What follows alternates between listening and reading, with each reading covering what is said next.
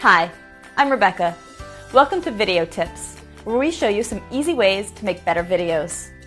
So, you've finished your recording. Now what? For a professional shoot, we now go into what is called post-production, where all the editing magic happens.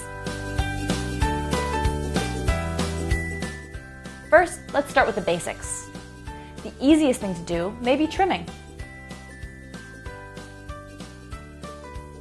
Most likely, your video starts earlier than you want it to when you turn the camera on and got into position. It probably ends later than you want it to also, since you had to stop the recording. So let's get rid of that. Most basic editing software includes a trim tool. Trimming is shortening your video by trimming off the beginning and the end. But say you had to get rid of something from the middle of your video. You made a mistake, or someone interrupted you.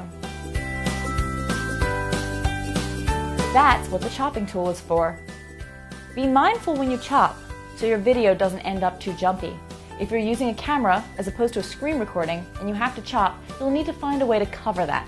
Otherwise, you're breaking continuity, and it's going to be really jarring. A title card can help. See? What if you have access to slightly more advanced tools? We're not talking full professional software here, but there are a lot of tools available for amateur video editors now. And there are some easy things to add. Music can add energy and completely change the tone of a video. It's also helpful for covering some flaws in the audio.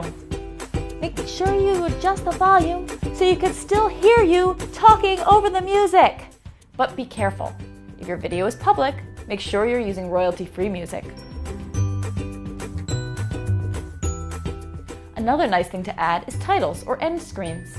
Titles are a great way to emphasize part of your messaging. This makes your video feel a little more polished and also helps the end feel not as abrupt.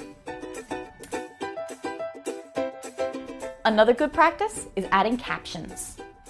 These can be done by machine transcription or by human transcribers, depending on how important exact accuracy is to you. Good captions will not only make your video more engaging and improve accessibility, it will also give you useful metadata for SEO purposes. That lets potential viewers search for keywords that appear inside the video. Speaking of metadata, don't forget to fill out all the fields. The more metadata your video has, the easier it will be to discover. When you upload your video, players will often choose a thumbnail for you automatically. You should customize your own thumbnail to pick the image you think is going to be most engaging and attractive for your audience. It could be the title slide or an image from the middle of the video that you like. See? Just a few little tweaks and your video looks much more sophisticated. Have fun!